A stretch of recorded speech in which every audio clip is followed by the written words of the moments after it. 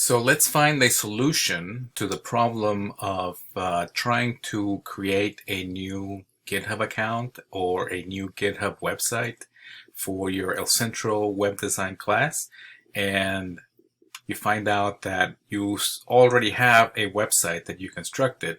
I'm using this as a sample.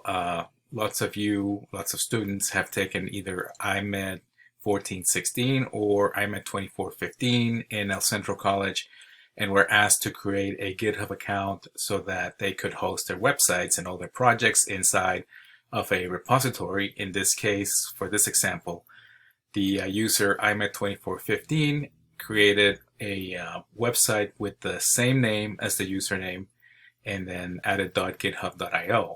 If I click on that name, it shows me the work that was done, or at least part of it, and some weeks. And so now that you have a new class, you want to start typing in or running new code, and you find out that you already have all this stuff that is really getting in the way. There's two ways of taking care of this. Actually, there's more ways than that, but some of them involve erasing the whole account. And in order to avoid that, let's try something a little different. I might recommend that you rename your repository to something else. Just call it, add a BAK at the end, and that may be a solution. I think a better solution, though, is going to be this. We're going to create a new repository using the same account that you already had. In this case, I'm already signed in as IMED 2415, and this semester maybe I want to take ArtV 2470. So I can create another repository that will hold those files without having to delete anything that's in IMED 2415. And this is the way we do that. I'm clicking on the top left icon with the AutoCAD just to make sure that I'm in the correct place. I'm already in github.com. I'm at the home page, and I want to create a new repository.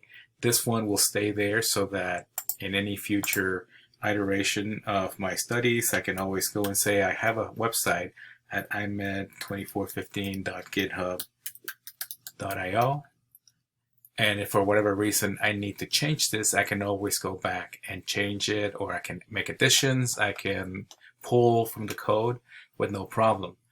I'm going to close that. I'm going to create a new repository for my new class. I'll click on new. And let's say, like I said, I'm going to have a new class that's ArtV 2470. I'm going to click on the repository name. The owner remains the same. I will call this one ArtV 2470 because that's the class I'm taking. If you're taking another class, I'd recommend you call it whatever the rubric is plus the number. Description, I'm going to add something simple like this is the space, or I'd say rather a new space for my ArtV 2470 projects. And this can work with any class. I will keep it as public. I will ask to add a README file. It'll just be a blank file. I'll ignore everything else and click on Create Repository. At this point, I'll be taken back to the page itself. So now I'm in the repository for ArtV 2470. Notice one thing about this. If I click on the home button, it'll take me back to my account, and I see that I have an IMED 2415 with my IMED 2415 website in it, still there. I can edit it just as I could back in that class.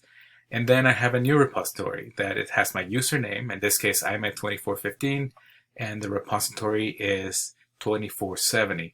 Unlike the other page that can go, you can travel to by clicking in your username.github.io ID, this one is going to have a different address, and it's real simple to find it. It's going to be inside of that account, ArtV 2470, the new one, the new page that I created. I'll click on Settings and scroll to the bottom, or not quite to the bottom, but just scroll down and find an item that says GitHub Pages. GitHub Pages is designed to host your personal organization or project pages from a GitHub repository. Basically, if you already did some projects for Centro College using a GitHub page to publish a website. This already happened. It doesn't mean that that was the end. It means that now you can continue to host pages. They're just going to be a little bit different. I'm going to click just below source where it says none, and I'm going to select the main branch. If you don't pick a branch, then you will not be able to see what you publish online. I will keep the root as the folder to follow, and then I will click on save.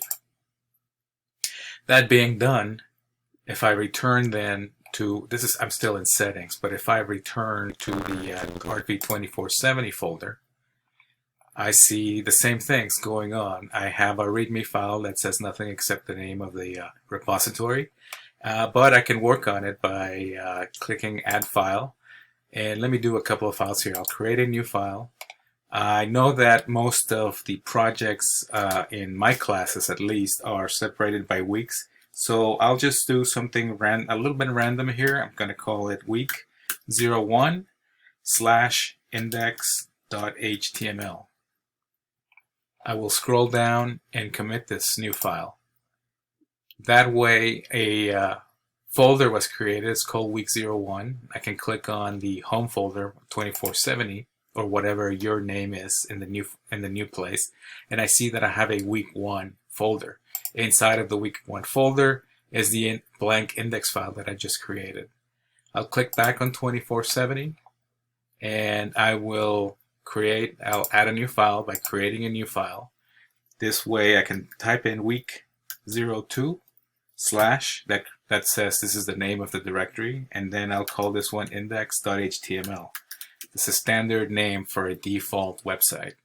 I will scroll down and ignore this for now and just tell it to commit the new file.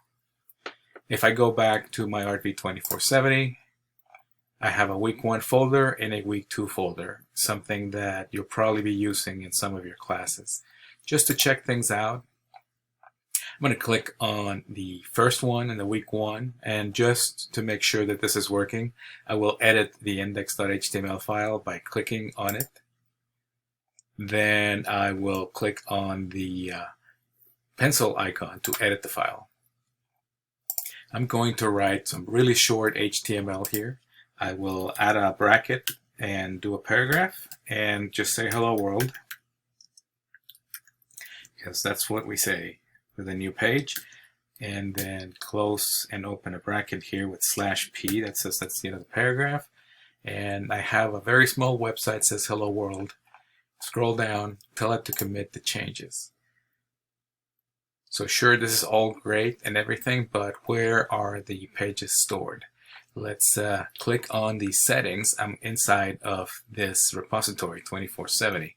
Click on the settings, scroll down to your GitHub pages, and you'll see that there is an announcement here. It says that your site is ready to be published at, and it's got a new name. It's the old name, imet2415.github.io. That is my old Web2 website. It's still there, but now there's an additional folder that follows.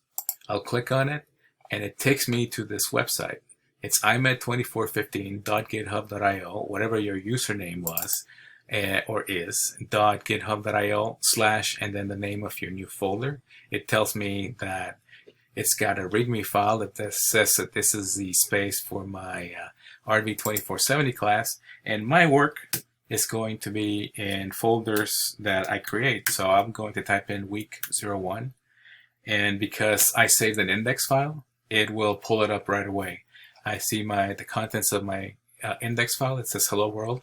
I'll right click to view the page source to make sure this is the simple page I created, and it is. I will close it, and I would recommend that whenever you find out what your web page is, I'll scroll back to the page where it gave me that information. Make sure to save this somewhere. You can either visit it directly and store it as a bookmark, and you can do that by just clicking on the icon and dragging it to your bookmark tags here. And I see that it's RV2470, and then whatever your folder name is, all you need to do is add it. If I go to week 02 it might try to go there, but we didn't create a file for it, so that's still missing.